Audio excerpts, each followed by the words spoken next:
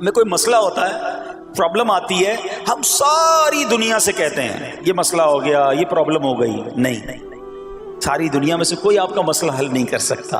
उससे बात करो ना जो मसाइल को हल करने वाला है, उससे अर्ज करो ना जो मुसीबत को दूर करने वाला है। इधर उधर जाने की बजाय प्रॉब्लम यह है, जब भी मुश्किल आती है हम सब के पास जाते हैं, हम रब के पास नहीं जाते हैं। जाओ उसके पास जो हल्लल मुश्किलात है, जो मुसीबतों को हल करने वाला है, उसकी बारगाह में फरियाद करो।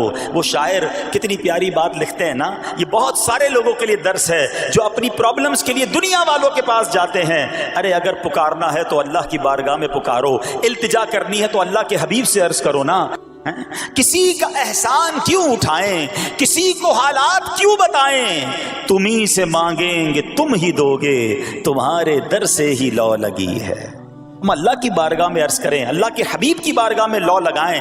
दुनिया वालों के पास कुछ नहीं रखा, लेकिन हम दुनिया वालों को बताकर अपने सब्र का सवाब भी जाया कर देते हैं। मैं आपको एक बात सवाल पूछना चाहता हूं, आजकल हम बड़े लोगों से ताल्लुकात क्यों बनाने की कोशिश करते हैं? यार जब कोई मुश्किल टाइम आएगा ना तो ये बंदा काम आएगा, ये पैसे वाला दोस्त है, ये इसके ताल्लुकात बहुत हैं, इसकी गवर्नमेंट में बात है, इसकी वकीलों में बात है। 4-5 ऐसे दोस्त होने चाहिए। ये डॉक्टरों के अंदर बड़ी अच्छी इसकी दोस्ती है, कोई डॉक्टर का भी काम आएगा तो ये बंदा काम आ जाएगा। हम दुनिया वालों से ताल्लुकात इसलिए बनाते हैं ताकि यार मुसीबत आए तो ये बंदा काम आए, और नॉर्मली अक्सर ऐसा होता है कि जिससे उम्मीद रखी होती है मुसीबत के वक्त गायब हो जाता है। लेकिन रब खुद कुरान में फरमा रहा है, इन्नल्लाह मअस-साबिरीन, सब्र कर लो, अल्लाह की रहमत तुम्हारे साथ हो जाएगी। अब मैं आपसे सवाल करता हूं, दुनिया के ताल्लुकात हों ये जरूरी है या ये फायदेमंद है, या बंदा सब्र कर ले तो अल्लाह की रहमत साथ हो जाए, सारे गम वैसे ही दूर हो जाएंगे? सब्र, इसको नहीं छोड़ना है। देखो हजरत अय्यूब अलैहिस्सलाम का सब्र, किसी से ना कहा, अल्लाह की बारगाह में अर्ज करते रहे। सब्र तो बहुत सारे लोगों ने दुनिया में किया, मुसीबतें तो बहुत सारे अल्लाह वालों पर आई, मगर हजरत अय्यूब अलैहिस्सलाम को इस कदर कमाल का सब्र जो उनका था, तो क्या वाकया है। तो आज मुश्किलें हैं, परेशानियां हैं, टेंशन हैं, लोग जब परेशान होते हैं तो सब्र का दामन थामने की बजाय नॉर्मली बेसब्री, शिकवे और शिकायत की तरफ जाते हैं। तो जिंदगी में जब भी कोई मामला है ना, हमें अल्लाह के कलाम की तरफ रुजू करना चाहिए, अल्लाह वालों की सीरत की तरफ रुजू करना चाहिए।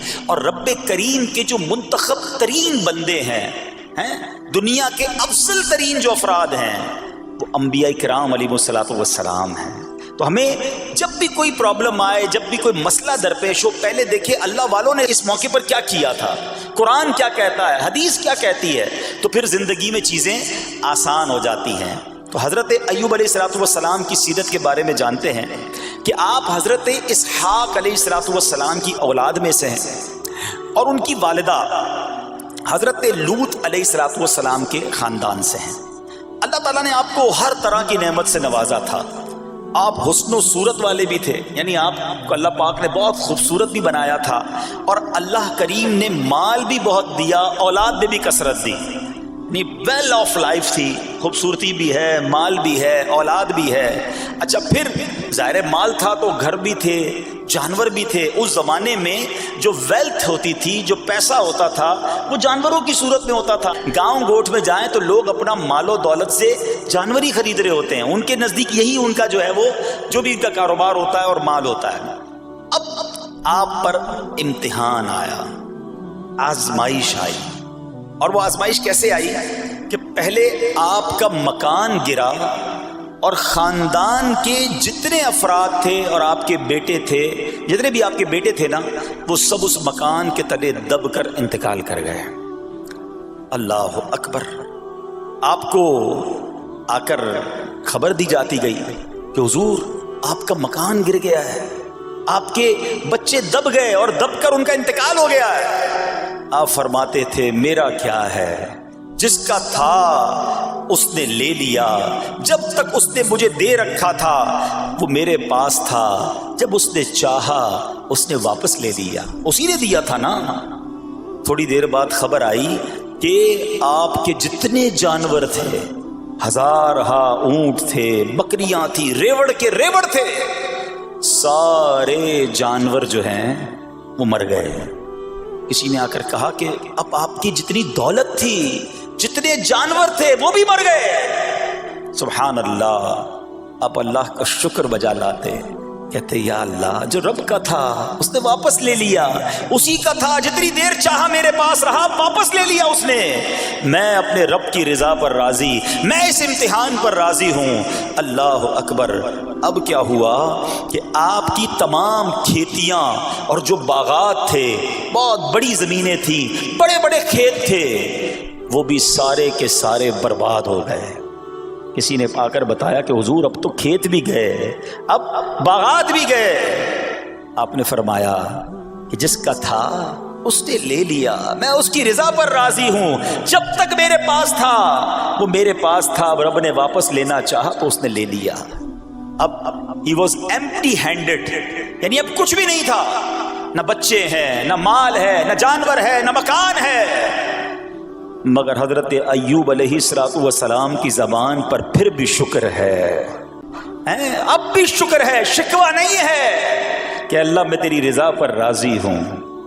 لیکن ابھی امتحان ختم نہ ہوا تھا، اور اس امتحان کے پیچھے بعض مفسرین نے ایک اور قول بھی نقل کیا کہ شیطان نے حضرت ایوب علیہ السلام کو دیکھ کر اللہ کی بارگاہ میں کہا کہ مولا یہ تیرا بندہ اس لیے تیرا شکر گزار ہے کہ تو نے اسے بڑا نوازا ہے، بڑا مال دیا ہے، اولاد دی ہے، گھر دیا ہے۔ اب رب کریم نے حضرت ایوب پر امتحان بھیجا تاکہ پتہ چلے کہ میرے نیک بندے امتحان کے بعد بھی صبر کرتے ہیں۔ لیکن اب سب چلا گیا نا، تو شیطان نے کہا کہ ابھی جان تو باقی ہے نا، صحت تو باقی ہے۔ اللہ اکبر۔ مزید آزمائش آئی اور یہ ہوا کہ آپ کو بیمار کر دیا گیا، مبارک جسم پر بڑے بڑے آبلے پڑ گئے، پھوڑے جس کو کہتے وہ پڑ گئے۔ اس حال میں آپ کے سارے دوست بھی آپ کو چھوڑ کے چلے گئے۔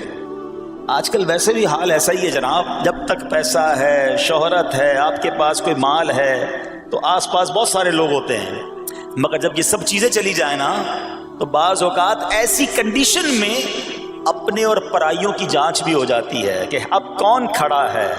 دوستی مال کے لیے تھی، دوستی شہرت کے لیے تھی، دوستی منصب کے لیے تھی، یا کسی کی ذات سے واقعی خالص دوستی تھی؟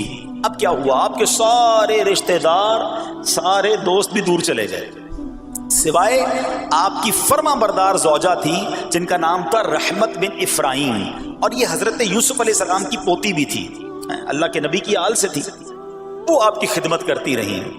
اب جسم پر پھوڑے ہیں، آبلے ہیں، ایک بیوی ہے، نہ پیسہ ہے، نہ مال ہے، نہ بچے ہیں، واٹ ایور جو تھا سب ختم، مگر زبان ہے کہ اس پر پھر بھی اللہ کا ذکر جاری ہے، پھر بھی شکر جاری ہے، پھر بھی صبر ہے۔ بات کرنا آسان ہے جناب، مشکل آئے اور صبر کرے بندہ، اصل امتحان یہ ہے۔ زباں پر شکوائے رنجو علم لایا نہیں کرتے، زباں پر شکوائے رنجو علم لایا نہیں کرتے، نبی کے نام لیوا غم سے گھبرایا نہیں کرتے۔ ہم میں سے کسی پر ایسی آزمائش نہیں آئی نا، چھوٹی موٹی آزمائشیں تو آتی رہیں گی۔ ایک بات یاد رکھنا، یہ زندگی کی جو گاڑی ہے نا، یہ مسائل کے پہیوں پر ہی چلتی ہے۔ ہمیں بعض اوقات کسی کی گاڑی، کسی کا مکان، کسی کا خوبصورت چہرہ، کسی کی مسکراہٹ دیکھ کر لگتا ہے یار یہ تو دنیا کا سب سے سخی آدمی ہے۔ ایسا نہیں، تو یہ نہ سمجھے کہ سارا جہان جناب سخی ہے اور میں اکیلا دکھی ہوں، ایسا نہیں ہوتا، بلکہ ہر اس جہاں میں تقریباً ہر بندہ ایسا ہوتا ہے جس کے ساتھ کوئی نہ کوئی دکھ لگا ہوا ہوتا ہے، کوئی نہ کوئی پریشانی ہے، کسی کو مال کی پریشانی، کسی کو روزگار کی پریشانی، کسی کو بیماری لگی ہے، کسی کو اور ٹینشن ہے۔ تو یہ کبھی بھی نہ سوچے کہ میں زندگی گزاروں گا اور کوئی ٹینشن نہیں آئے گی۔ تیار رہو امتحان کے لیے، امتحان ضرور آنا ہے۔ اب کمال یہ ہے کہ اس امتحان میں پاس کون ہوتا ہے۔ حضرت ابراہیم پر امتحان آیا، زبان پر صبر ہے، شکر ہے، شکوہ نہیں ہے۔ اب کیا ہوا کہ آپ کا سال ہا سال تک یہ محال رہا، یہ 2-4 مہینے کا پرابلم نہیں تھا، کئی سال تک آپ بیمار رہے۔ آپ کی زوجہ جو ہے وہ خدمت کرتی رہی۔ اچھا یہاں ایک غلط فہمی دور کر دوں کہ کچھ لوگ یہ کہتے ہیں، یہ کتابوں میں پتہ نہیں کچھ کتابوں میں لکھ دیا گیا کہ حضرت ایوب علیہ السلام کو معاذ اللہ کوڑ کی بیماری ہو گئی تھی۔ ایسا بالکل نہیں تھا. کوڑ کی بیماری نہیں ہوئی تھی، بلکہ نہ کوڑ ہوا نہ جزام ہوا. آپ کو جسم پر پھوڑے پھنسیاں جن کو کہتے ہیں آبلے نکل آئے تھے. کیونکہ کوڑ کی بیماری وہ ہوتی ہے کہ جس سے لوگ نفرت یا حقارت کرتے ہیں. اللہ کے کسی بھی نبی کو کبھی بھی کوئی ایسی بیماری نہیں ہوئی جس کی وجہ سے لوگ اس سے حقارت یا نفرت کریں یا دور بھاگیں. کیونکہ اللہ نے ان نفوس قدسیہ کو، ان نیک بندوں کو، ان منتخب شخصیات کو لوگوں کی ہدایت کے لیے بھیجا ہے. ان کو کبھی کوئی ایسی چیز نہیں ہوئی کہ جس سے لوگ گھن کھا کر دور بھاگیں. تو یہ بالکل غلط ہے. البتہ آپ کے جسم پر آبلے تھے، پھوڑے تھی، اور اللہ اکبر، آپ اس حال میں کیا رب سے عرض کرتے تھے؟ آپ عرض کرتے تھے، قرآن میں یہ الفاظ موجود ہیں، انی مسنی الضر وانت ارحم الراحمین. ترجمہ کیا ہے؟ مجھے تکلیف پہنچی اور تو سب مہر والوں سے بڑھ کر مہر والا ہے، رحم کرنے والوں میں سب سے بڑھ کر رحم کرنے والا ہے. یعنی اللہ کی بارگاہ میں یہ عرض کرتے تھے، یا اللہ تکلیف پہنچی ہے، رحم تو نے کرنا ہے، تو ارحم الراحمین ہے. زمانے سے نہیں کہتے تھے. اب آپ کی آزمائش کا وقت پورا ہوتا ہے، دعا کرتے رہے، التجا کرتے رہے، صبر کرتے رہے. حکم ہوا کہ اپنا پاؤں زمین پر مارو. حضرت ایوب علیہ السلام نے پاؤں زمین پر مارا تو زمین سے ایک چشمہ پھوٹ اٹھا. حکم الہی سے حکم دیا گیا کہ اب اس پانی سے غسل کرو. آپ نے جب اس پانی سے غسل کیا تو آپ کی تمام بیماریاں دور ہو گئی. پھر آپ 40 قدم چلے، دوبارہ زمین پر قدم مارنے کا حکم دیا. قدم مارتے ہی ایک اور خوبصورت لذیذ ٹھنڈے پانی کا چشمہ نمودار ہوا. پانی ٹھنڈا، میٹھا اور لذیذ تھا. اب آپ نے وہ پانی پیا تو آپ کے باطن میں نور ہی نور پیدا ہو گیا، اور آپ کو اعلیٰ درجے کی صحت اور نورانیت حاصل ہو گئی. اور سنو، میرا رب تو قادر ہے نا. اللہ تعالیٰ نے آپ کی وہ ساری اولاد جو دب کر کئی سال پہلے مر گئی تھی، انتقال فرما گئے تھے، اللہ نے ان تمام اولاد کو پھر زندہ فرما دیا.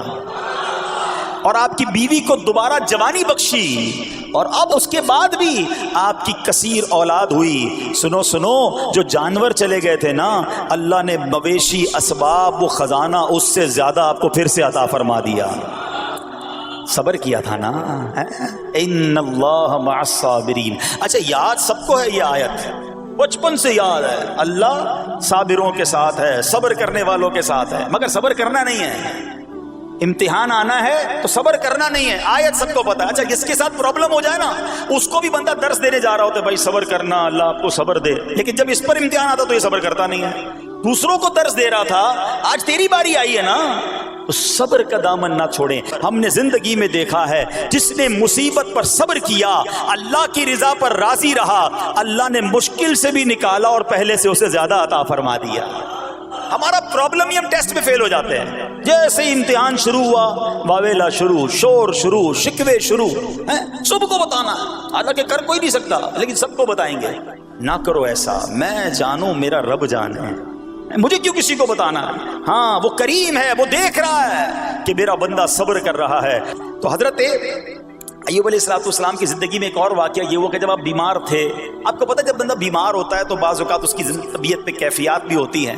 تو آپ نے اپنی زوجہ کو پکارا، تو آپ کی زوجہ کچھ دیر میں حاضر ہوئی. تو آپ نے جلال میں آ کر اس کو 100 درے، اپنی زوجہ کو 100 کوڑے مارنے کی قسم کھا لی.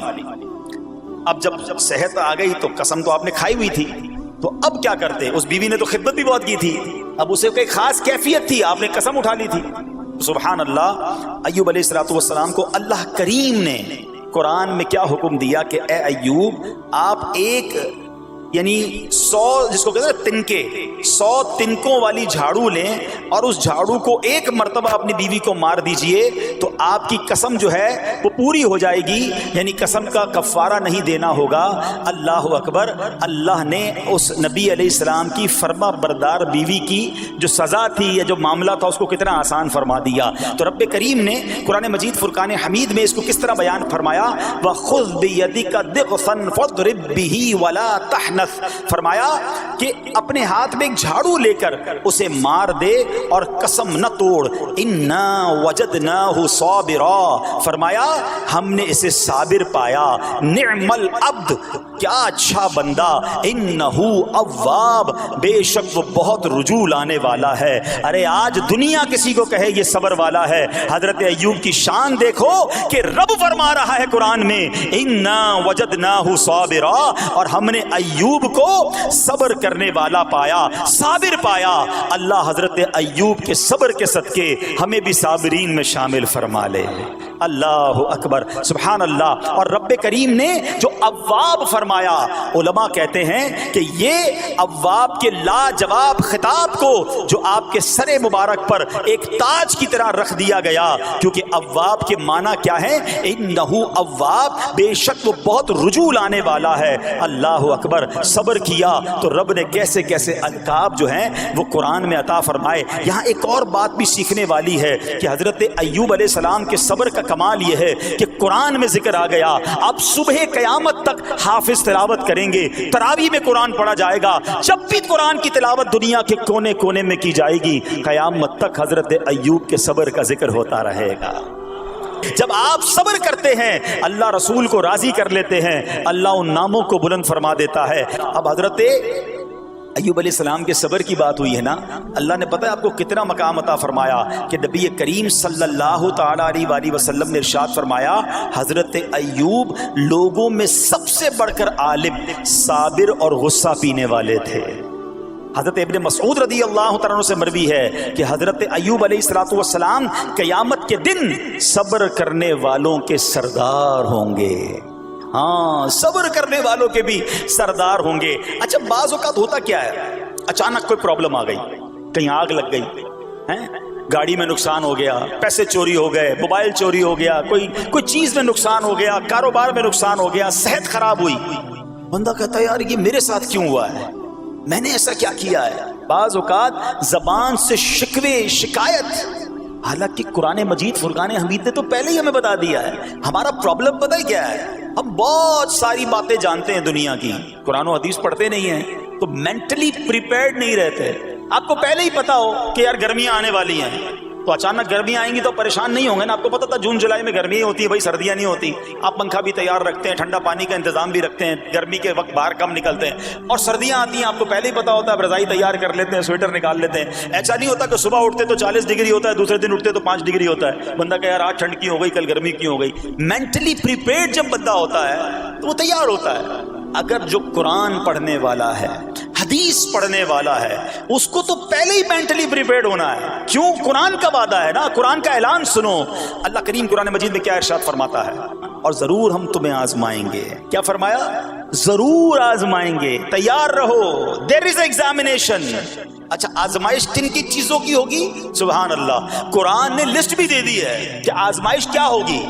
فرمایا کچھ ڈر سے، اچانک خوف آ جاتا ہے نا، کوئی دشمن آ جاتا ہے، کوئی دھمکی دے رہا ہوتا ہے، اچانک حالات خراب ہو جاتے ہیں، دل میں خوف بیٹھ جاتا ہے۔ پھر فرمایا بھوک سے، مال کم ہو گیا، تنگی آ گئی تو بھوک سے۔ پھر فرمایا کچھ مالوں اور جانوں اور پھلوں کی کمی سے، کبھی کاروبار میں نقصان ہوگا، کبھی کسی کے باغات ہے تو باغ فصل اجڑ سکتی ہے، آپ کو کوئی نقصان ہو سکتا ہے، کسی جگہ آگ لگ سکتی ہے، اور جانوں کی کمی سے بیماری بھی آ سکتی ہے۔ سبحان اللہ۔ حضرت سیدنا امام ابو جعفر محمد بن جریر طبری تفسیر طبری میں اس آیت مبارک کے تحت فرماتے ہیں، یعنی ہم تمہیں دشمن کے خوف، قحط سالی، شدید بھوک و فقر و فاقہ، فصلوں کی کمی، مقاصد کے حصول میں مشکلات، کفار سے جنگ کے دوران افرادی قوت میں کمی اور اہل و عیال کی موت وغیرہ کے ذریعے آزمائیں گے، اور یہ سب چیزیں بطور امتحان ہوں گی تاکہ تمہارے سچے جھوٹوں سے اور اہل بصیرت منافقوں سے جدا ہو جائیں۔ یعنی اس ٹیسٹ میں پتہ چل جائے گا کون اللہ والا ہے، کون صبر والا ہے، کون اللہ کی رضا پر راضی رہنے والا ہے۔ سنو سنو، جب یہ تکلیف آتی ہے نا تو اس کا پھر اجر کتنا ملتا ہے۔ شہنشاہ نبوت، مخزن جود و سخاوت صلی اللہ تعالی علیہ وسلم نے ارشاد فرمایا، جو دنیا میں ہی اپنی ہر خواہش کی تکمیل کر لے تو یہ چیز چیز آخرت میں اس کے اور اس کی خواہش کے درمیان آڑ اور پردہ بن جائے گی. اور جو مالداروں کی زینت کی طرف اپنی نگاہیں دراز کرے تو وہ آسمان والوں کے سامنے بے عزت ہو جاتا ہے. اور جو شدید بھوک پر صبر کرے اللہ عز و جل اس کو جنت الفردوس میں جہاں چاہے گا ٹھکانہ عطا فرمائے گا. ہاں، ہر چیز پوری ہو جائے، جو چاہیے وہ مل جائے، یہ نہیں ہونا چاہیے. کچھ نہ کچھ آزمائشیں آئیں گی، اور اگر سب ادھر مل گیا تو ادھر پھر کیا ملے گا؟ ہم اللہ سے یہ دعا کرتے ہیں کہ ادھر بھی عطا فرمائے، ادھر بھی محروم نہ کرے. ہاں، ہمیں ڈرتے بھی رہنا چاہیے کہ یار میں جو مانگتا ہوں ادھر مل جاتا ہے، کہیں وہاں محروم نہ رہ جاؤں. تو آزمائش آئے تو صبر کرنا چاہیے، اللہ کی رضا کے طور پہ زندگی گزارنی چاہیے. ایک بار نبی پاک علیہ الصلوۃ والسلام انصار کے پاس تشریف لے گئے تو فرمایا کیا تم مومن ہو؟ بڑا کمال کا سوال جواب ہے، ذرا غور کیجئے گا. ہمارے پاس بھی کوئی آ کر کہے کہ کیا تم مومن ہو تو ہم کیا جواب دیں گے؟ صحابہ خاموش رہے. سیدنا فاروق اعظم نے کہا حضور ہاں ہم مومن ہیں. شاید ہمارا بھی جواب یہی ہوگا، ہم مومن ہیں. مگر اگلا سوال سنو نبی پاک علیہ الصلوۃ والسلام کا. فرمایا کہ اگر تم مومن ہو تو تمہارے ایمان کی علامت کیا ہے؟ ہاں، اب ہم سے کوئی یہ سوال کرے تو ہم جواب کیسے دیں گے؟ بھائی تم کہہ رہے ہو مومن ہیں، واٹ از دا سمٹمز؟ کوئی نشانی، کوئی علامت تو بتاؤ نا. اب یہ سوال کرنے والے کون ہیں؟ پیارے آقا صلی اللہ تعالی علیہ وآلہ وسلم. صحابہ سامنے بیٹھے ہیں. ارشاد فرمایا مومن ہو تو علامت کیا ہے؟ کیا شاندار جواب دیا کہ صحابہ کرام نے کہ ہم جب فراخی کی حالت ہوتی ہے نا، آسانی ہوتی ہے تو ہم شکر ادا کرتے ہیں. جب آزمائش آتا ہے، کوئی پرابلم آتی ہے، ہم صبر کرتے ہیں اور اللہ کے فیصلے پر راضی رہتے ہیں. نبی اکرم علیہ الصلوۃ والسلام نے جواب میں کیا فرمایا؟ رب کعبہ کی قسم تم مومن ہو. تو پتہ یہ چلا کہ مومن ہونے کی نشانی یہ ہے کہ جب اچھے دن آئیں تو شکر کرے، اور مشکل کے دن آئیں تو اللہ کی رضا پر، اللہ کے فیصلوں پر راضی رہے، صبر کرے.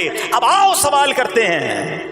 اچھے دن آتے تو ہم کیا کرتے ہیں؟ ارے بھائی میں تو انتظار میں تھا، تھوڑے پیسے آئیں تو فلاں عیاشی کروں، فلاں گناہ کروں. تھوڑے پیسے تھے تو وہ کام ہی نہیں کر پا رہا تھا، اب تو موقع لگا ہے، اب تو دن آئے ہیں. معاذ اللہ، جس کو اللہ نعمتیں دیتا ہے، فراخی دیتا ہے، تو وہ اللہ کی نافرمانی میں لگ جاتا ہے. اور جب اس کو کوئی آزمائش بھیجتا ہے تو وہ ناشکری کہہ کر، بلکہ بعض اوقات تو کفریہ کلمات منہ سے نکال کر ایمان سے بھی ہاتھ دھو بیٹھتا ہے. ایسا نہیں ہونا چاہیے. عقل مند وہ ہے، یاد رکھنا کہ رب جتنی عطائیں بڑھائے ہم اتنے سجدے بڑھائیں، ہم اتنے صدقے بڑھائیں. دیکھو نا دنیا میں کیا ہوتا ہے، آپ کو کوئی تحفہ دے، آپ کیا کہتے ہیں؟ شکریہ، جزاک اللہ. دوبارہ تحفہ دے، آپ کہتے ہیں بہت مہربانی. تیسری بار دے، بندہ کہ یار یہ تو مجھ پر کتنا مہربان ہے. اتنی مہربانیاں. ناراض نہیں ہونا چاہیے. جو تمہیں دنیا میں 2-4 تحفے دے دے، تم اسے ناراض نہیں کرنا چاہتے. جب سے میں پیدا ہوا، جب سے وہ نواز رہا ہے، وہ ناراض نہ ہو جائے اس کا کوئی خیال نہیں.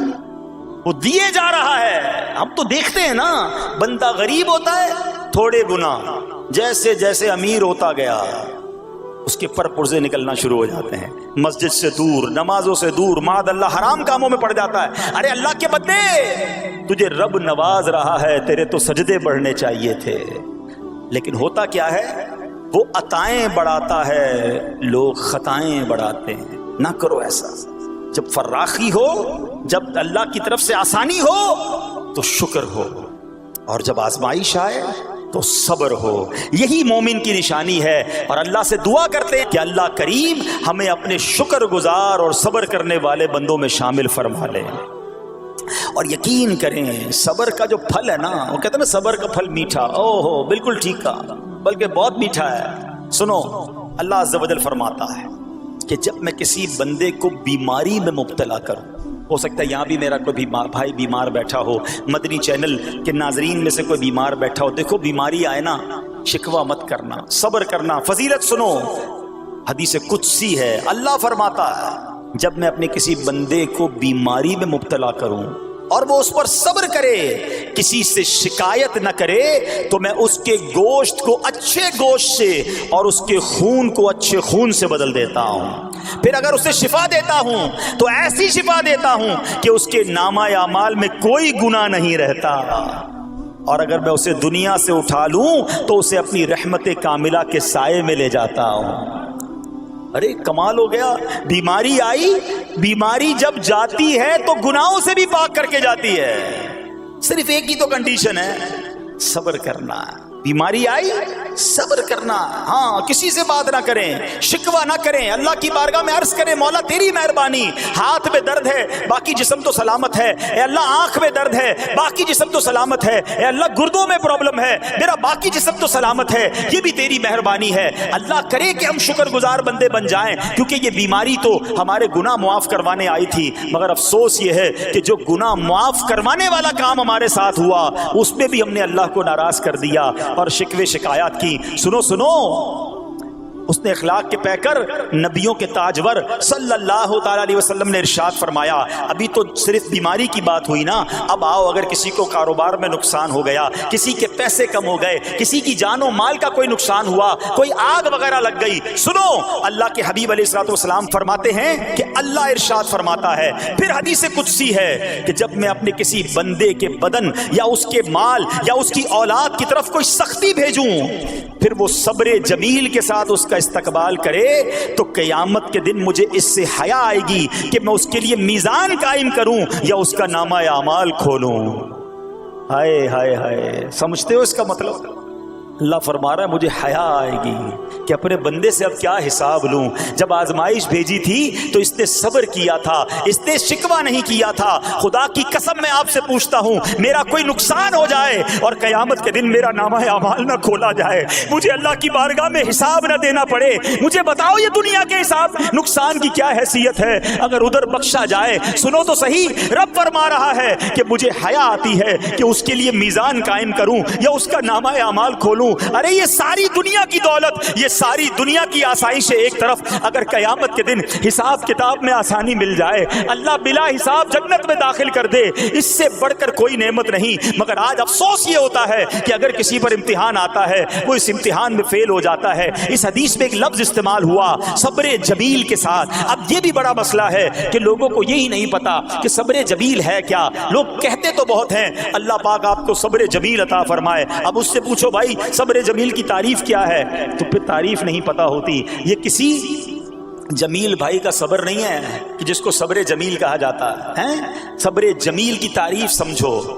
علماء کہتے ہیں کسی مصیبت زدہ اور غیر مصیبت زدہ کو برابر میں دیکھو مگر دونوں میں کوئی فرق نظر نہ آئے، یعنی چہرہ بھی نہ بتائے کہ وہ کسی مشکل میں ہے، اس کی عادتیں بھی نہ بتائیں کہ وہ کسی پرابلم میں ہے، یعنی اس کو دیکھ کر پتہ ہی نہ چلے کہ وہ بڑی مشکل میں ہے۔ فرمایا یہ ہے صبر جمیل۔ مگر آج ہمارا حال یہ ہے، ہمارا چہرہ بتا دیتا ہے بھائی خیر تو ہے، بڑی ٹینشن میں ہو، ہاں یار کیا کروں بس موبائل ٹوٹ گیا، ارے بھائی بڑی چہرے پہ بڑی ہوائیاں اڑ رہی ہیں، بس کیا کروں جناب آج 5,000 روپے کھو گئے۔ 5,000 روپے کھو جائیں، چھوٹا سا نقصان ہو جائے، ہمارا چہرہ بتا دیتا ہے کہ ہمارے ساتھ کوئی معاملہ ہوا ہے۔ صبر جمیل یہ ہے کہ دیکھ کر کوئی پہچان ہی نہ سکے کہ یہ بندہ کتنی مشکل میں ہے، چاہے اندر کتنی تکلیف میں ہو، دنیا والوں کو نہ بتائے کیونکہ وہ رب کا بندہ ہے، وہ اللہ کی بارگاہ میں فریاد کرے۔ یہ صبر جمیل ہے اور اللہ اسے ہم سب کو نصیب فرمائے۔ ہاں یہ بڑی کمال کی بات ہے۔ ہم کیا کرتے ہیں سارے جہان کو بتاتے ہیں، اچھا پھر آخر میں لوگ کہتے بھی ہیں جب پورے محلے کو بتا دیا نا پھر اس کے بعد کہتے ہیں بس کیا کریں بھائی صبر ہی کر رہے ہیں۔ اب آپ صبر نہیں کر رہے حضرت، ہاں آپ کا صبر چلا گیا، آپ نے ساری دنیا کو تو بتا دیا۔ صبر یہ ہے کہ صبر پہلے صدمے پر ہوتا ہے، جیسے ہی آپ کو کوئی صدمہ لگا نا اب آپ جانے رب جانے، نہ بتائیں کسی کو، ٹھیک ہے وہ الگ بات ہے آپ کسی کو دعا کے لیے کہہ دیں، لیکن بڑا نقصان ہو گیا، بڑی مشکل ہو گئی، بڑی پریشانی ہو گئی، اس سے حل تو کوئی نہیں ہونا۔ اچھا ہمارا ماجرا ایک اور بھی بڑا عجیب ہے، مشکل ہو جائے تو سب کو بتاتے ہیں، آسانی ہو جائے تو پھر کسی کو نہیں بتاتے۔ 5,000 کا نقصان سارے محلے کو پتا ہے، 50,000 کا فائدہ ہوا پھر کسی کو بتایا آپ نے؟ نہیں یار بتاؤں گا تو نظر لگ جائے گی، گھر والوں کو تو بالکل بھی نہیں بتاؤں گا خرچہ بڑھا دیں گے۔ گھر والوں کو ساری ٹینشن کی خبریں جا کے دے رہے ہوتے ہیں، مارکیٹ میں بڑا نقصان ہو گیا، آج بڑا مندہ ہے، ارے بھائی کاروبار بالکل نہیں ہے، تاکہ گھر والوں کا خرچہ روک سکے۔ اور جیسے ہی کاروبار اچھا ہو گیا گھر جاتے پھر بھی وہی والا منہ بنا لیتے ہیں تاکہ ان کو پتہ نہ چلے میں بڑے پیسے کمانے لگا ہوں۔ یہ نہ کیا کریں۔ ہاں ٹینشن آپ کسی کو بتا کر اپنا صرف ثواب ضائع کرتے ہیں، باقی کچھ نہیں ہوتا، کرنا رب نے ہے۔ اور یہ اگر آزمائش میرے درجے بلند کرنے آئی ہے، اگر یہ آزمائش مجھے اللہ کے قریب کرنے آئی ہے تو پھر تو اس کا استقبال ہونا چاہیے نا۔ سیکھو. آج میں نے آپ کے سامنے حضرت ایوب علیہ السلام کی سیرت اور قرآنی واقعہ بیان کیا کہ سب کچھ چلا گیا مگر وہ اللہ کی رضا پر راضی تھے. رب نے انہیں صبر کرنے والا بندہ بھی فرمایا اور ساری نعمتیں پہلے سے زیادہ عطا فرما دی. ہاں بالکل نوازا جائے گا. صبر کا دامن اگر نہ چھوڑیں تو اے میرے پیارے اسلامی بھائیوں, کبھی بھی یہ ذہن میں خیال مت لانا کہ یار میں دین میں قریب آ رہا ہوں, میری آزمائشیں بڑھ رہی ہیں. سمجھ لو امتحان شروع ہو گیا ہے, ٹیسٹ شروع ہو گیا ہے. اب اس ٹیسٹ میں مجھے کامیاب ہونا ہے اور اللہ کے مزید قریب جانا ہے. زندگی میں جو گناہ ہو گئے ہیں یہ میرے گناہوں کا انشاءاللہ کفارہ بن جائے گا, میرے درجات کی بلندی کا سبب بن جائے گا. اللہ سے عرض کرنا, اے مولا میں تیری رضا پر راضی, میں تیرے فیصلوں پر راضی. اب تک جو دیا تھا تو نے دیا تھا, یہ سب کچھ تیرا ہے. اے رب جب تو واپس لے گا میں اس پر راضی. جب یہ ثابت قدمی نصیب ہو گئی پھر دیکھو غیب کے خزانوں سے کیسا آپ کے دل پر سکینہ اترے گا, پھر کیسا آپ پر رحمتوں کا نزول ہوگا. تو اے میرے پیارے اسلامی بھائیوں, مصیبتیں آ چکی اور آنے بھی والی ہیں. پہلے ذہنی طور پر تیار رہنا مگر صبر کرنا. یہ چند دنوں کی, چند گھنٹوں کی, چند لمحوں کی مصیبت ہے مگر یہ تمہارے درجات کو بلند کر دے گی. رب کریم صبر کرنے والوں کو پسند فرماتا ہے. اور جو میں نے بات کہی تھی کہ صبر بھی کریں اور جب اللہ کریم کی طرف سے راحتیں آ جائیں تو شکر بھی کریں. کیا شاندار رب کا قرآن میں فرمان ہے. اللہ فرماتا ہے وَإِذْ تَأَذَّنَ رَبُّكُمْ لَئِن شَكَرْتُمْ لَأَزِيدَنَّكُمْ وَلَئِن كَفَرْتُمْ إِنَّ عَذَابِي لَشَدِيدٌ. اللہ قرآن میں فرماتا ہے اور یاد کرو جب تمہارے رب نے اعلان فرما دیا کہ اگر تم میرا شکر ادا کرو گے میں تمہیں اور زیادہ عطا کروں گا. ہاں شکر کرو رب اور دے گا, مگر اگلا حصہ سمجھنے والا ہے. اور اگر تم ناشکری کرو گے تو میرا عذاب سخت ہے. اللہ نے اپنے عذاب سے بھی ڈرایا ہے اور شکر کرنے کا درس بھی دیا ہے. اللہ کریم سے میں دعا کرتا ہوں کہ اپنے نیک بندوں کے صدقے, کربلا والوں کے صبر کے صدقے, نبی پاک علیہ الصلوۃ والسلام کے طائف کے میدان میں پتھر کھا کر دعا دینے والے صبر کے صدقے رب کریم ہمیں بھی صبر کی نعمت نصیب فرمائے. صرف زبانی نہیں قلبی طور پر ہمیں صبر کرنے والوں میں شامل فرما لے. اگر ہم پر کوئی آزمائش ہے تو رب کریم یہ آزمائش ہمارے گناہوں کا کفارہ بنا دے, ہمارے درجات کی بلندی کا سبب بنا دے.